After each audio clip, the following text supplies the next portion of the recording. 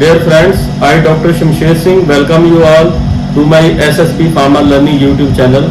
आज इस वीडियो में मैं आप लोगों के साथ ये डिस्कस करने जा रहा हूँ कि कॉफ़ी जिसमें कैफीन होती है, कैफीन हमारी बॉडी को कैसे इफेक्ट करती है और कैफीन का जो एडिक्शन है उससे आप कैसे बच सकते हैं। जहाँ कैफीन का जो एडिक्शन है वो कैसे होता है, हमें कितनी डेली कॉफ़ी पीनी चाहिए, किस इंसान को कॉफी का इनटेक कम करना चाहिए और किस किस टाइप के प्रोडक्ट में जो कॉफी है वो कैफीन की कंसंट्रेशन कितनी कंटेन करती है।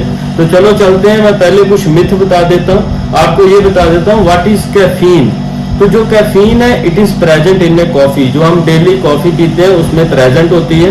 जो कैफीन है it is obtained from the Coca plant, ये एक प्लांट का नाम है जिसको कोका कहते हैं, या उसको हम काला नट भी कहते हैं, नट सीड्स भी कहते हैं। जैसे आप देखते हैं Coca Cola, so that mean Coca Cola mean it contain caffeine obtained from the Coca plant. तो इट मीन जो कैफीन है it is also present in various type of the substances. जैसे कि आप देखते हैं इट इज प्रेजेंट और हमें डाली जाती है किसमें, जैसे कि चॉकलेट है, और उसके बाद अगर आप देखें फ्लेवर्ड मिल्क आता है, टेबलेट फॉर्म में भी आती है, एनर्जी ड्रिंक में भी आती है, कोक में भी आती है, सोडा में भी है।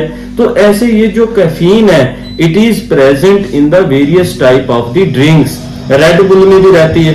तो हमें ये पता होना चाहिए कि हमें कैफीन जो है, कॉफी जो है वो कितनी मात्रा में लेनी चाहिए। क्यों? क्योंकि कई बार इंसान ये कहते हैं कि हमें रात को नींद नहीं आती, जहां हमें पढ़ना है तो रात को कॉफी पीनी चाहिए, डार्क कॉफी पीनी चाहिए या सिंपल कॉफी पीनी चाहिए। ऐसी कई तरह के जो क्वेश्चन है वो रहते हैं। मैं आज इस वीडियो में मैं आप लोगों के साथ वन बाय वन डिस्कस करता हूं।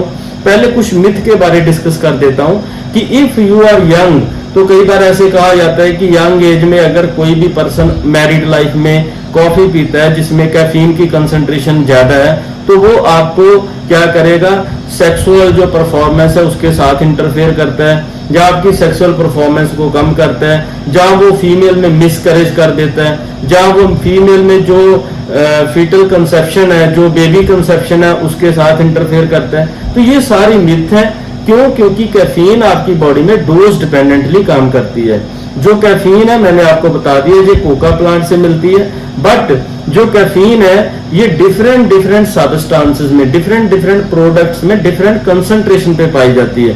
जैसे कि मैंने आप लोगों को बता दिया कि अगर आप सिंपली देखें कि चॉकलेट है तो chocolate contain 5 to 10 mg of caffeine, इसमें 5 to 10 mg रहती है जो सिंपल चॉकलेट है। अगर आपकी वो डार्क चॉकलेट है उसमें 60 to 80 mg भी रहती है।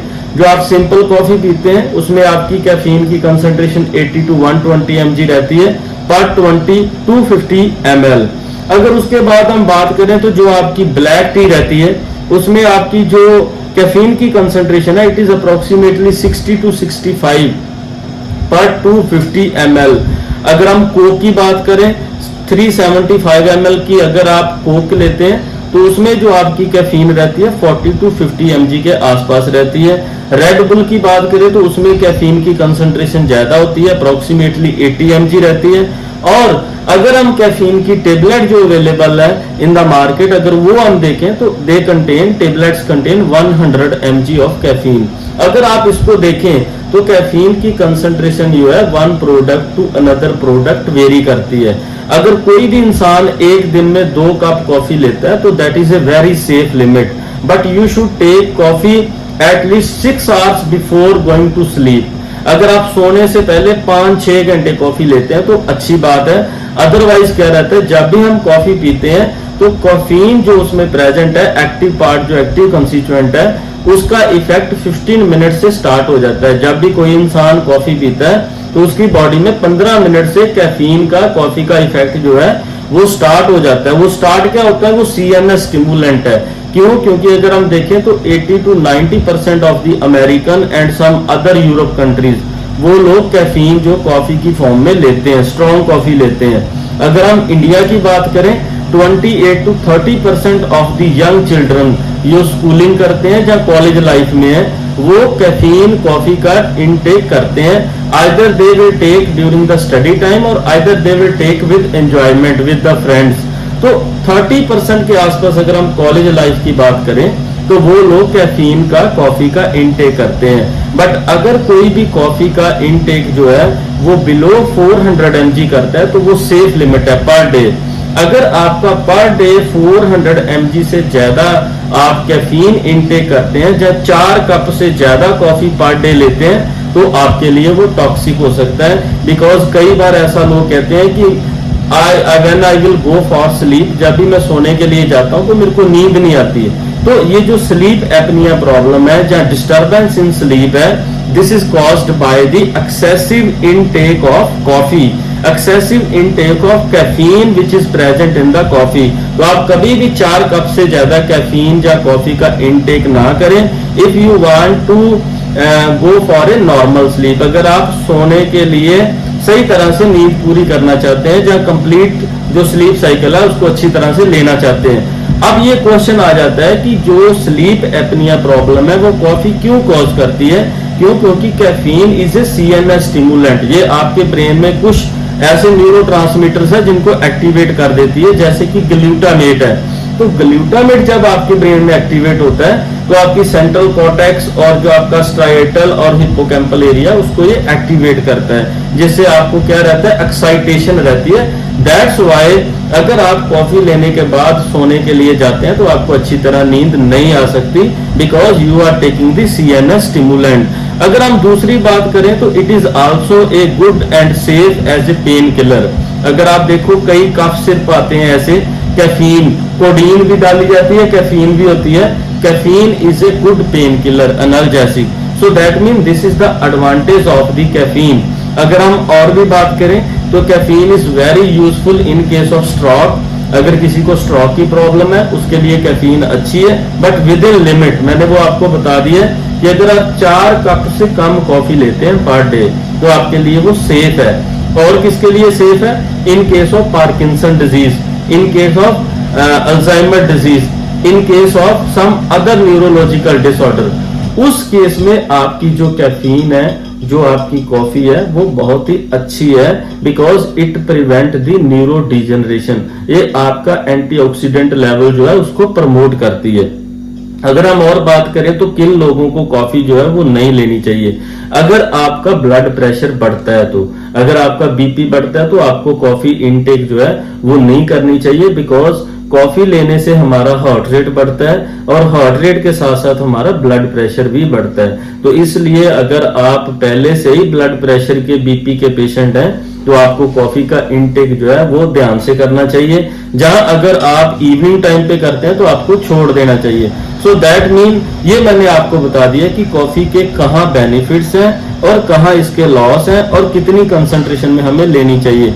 अब ये क्वेश्चन आ जाता है कि जब भी कोई पर्सन कैफीन इनटेक करता है, कॉफी पीता है, बार बार कॉफी पीता है, तो ये साइकोलॉजिकली डिपेंडेंस क्यों हो जाती है, जिसको हम क्या जाते हैं, कैफीन एडिक्शन भी कहते हैं या कैफीन डिपेंडेंस भी कहते हैं। ये जो एडिक्शन है, this is a central brain mechanism. ये ब्रेन रिवार्ड मैकेनिज्म का काम है, क्योंकि जब भी कोई इंसान कॉफी इनटेक करता है तो ये डोपामीन का लेवल जो है उसको इंप्रूव कर देती है, इंक्रीज कर देती है। It increase the release of dopamine from the central area of the brain like striatum. तो ये स्ट्राइटम से आपका डोपामीन का रिलीज बढ़ा देती है। इसलिए जब भी अगर आपको पार्किंसन की प्रॉब्लम है तो आप कॉफी ले सकते हैं, because coffee increase the level of dopamine in the brain. अब दूसरा क्वेश्चन ये है कि जब वो डिपेंडेंस हो जाता है तो इंसान जब भी कॉफी लेता है तो उसके ब्रेन में उसके डोपामीन का लेवल बढ़ जाता है, और डोपामीन का लेवल बढ़ने से उसको क्या रहता है, उसका मूड एलिवेटेड हो जाता है and that person will feel very good. उसको बड़ा अच्छा महसूस होता है। ये जो एक feeling well and feeling good mechanism है, ये डिपेंडेंस मैकेनिज्म है। This is responsible for the addiction. अगर हम दूसरी बात करें तो why coffee intake increase the blood pressure, ये बीपी क्यों बढ़ाती है?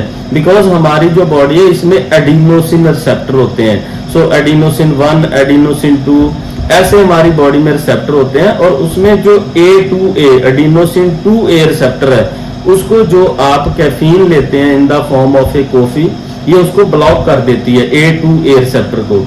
जब A2A रिसेप्टर ब्लॉक होता है तो उस केस में आपका बीपी बढ़ता है। So that mean if you are suffering from the blood pressure or heart related problem or kidney associated problem, क्यों? क्योंकि दूसरी साइड अगर आप देखें तो ड्यूरिंग द विंटर सीजन, जब भी सर्दियों में आप कॉफी लेते हैं, बेसिकली हम ज्यादा कॉफी इनटेक सर्दियों में करते हैं। तो सर्दियों में क्या रहता है, जब हम कॉफी पीते हैं हमारा यूरिनेशन जो है वो बढ़ जाता है। तो इट मीन अगर आप किडनी प्रॉब्लम से सफर करते हैं, then it might be on the later stage, it is not very good to take excessive intake of caffeine in the form of a coffee। तो इसलिए क्योंकि ये आपका यूरिनेशन बढ़ा देती है। अगर आपको GIT देखें तो it also cause GIT problem, it cause dehydration. क्योंकि जब आपका यूरिन आउटपुट बढ़ेगा तो आपकी बॉडी में जो वाटर कंटेंट है उसका वॉल्यूम कम हो जाएगा, जिससे आपको क्या होगा, डिहाइड्रेशन होगा। अब सबसे बड़ा जो क्वेश्चन आ जाता है कि how we can de addict this particular problem. हम डी एडिक्शन या इसका क्या ट्रीटमेंट रहता है वो आपके साथ मैं नेक्स्ट वीडियो में डिस्कस करता हूं। बट अभी आपको ये बता देता हूं कि अगर आप एक्सेसिव कॉफी इनटेक करते हैं तो अगर आप इमीडिएट छोड़ते हैं तो आपको विड्रॉल सिम्टम क्या आ सकते हैं। Because never stop the intake of coffee immediately. आप आज से इमीडिएटली कॉफी इनटेक बंद ना करें, इसको स्लो बाय स्लो। अगर आप 4 कप लेते हैं 3 पे आ जाएं, 3 है तो 2 पे आ जाएं, 2 है तो मिनिमम 1 तो हमें लेना ही चाहिए। Because 1 to 2 cup is very useful as an antioxidant. और इसकी और भी बहुत सारी प्रॉपर्टी है, न्यूरोजेनेसिस कॉज करता है, न्यूरोलॉजिकल डिसऑर्डर में बेनिफिशियल है। बट अगर आप इमीडिएट छोड़ते हैं तो आपको क्या होगा, फर्स्ट आपको हेडेक रहता है, सेकंड आपको क्या रहेगा, डिप्रेसिव मूड, और you will feel like a anxiety, anxious. आपको चिंता सी रहेगी कि मैंने आज कुछ छोड़ दिया है। So that mean such type of problem like fatigue, irritation, GIT disturbance, reduce concentration, nervousness, mood changes. इसलिए ये जो कॉफी का विड्रॉल है, जो कैफीन का विड्रॉल है, उससे ऐसी प्रॉब्लम्स कॉमनली आ जाती हैं। तो मैंने इस वीडियो में आप लोगों के साथ ये डिस्कस किया है कि कैफीन इनटेक हमें कितनी करनी चाहिए, किस प्रोडक्ट में कितनी कैफीन अवेलेबल होती है। आप ऐसी वीडियो को लाइक करें, चैनल को सब्सक्राइब करें और वीडियो को शेयर करें, so that everybody will get the benefit. You are welcome to SSB farmer learning YouTube channel. Thank you very much.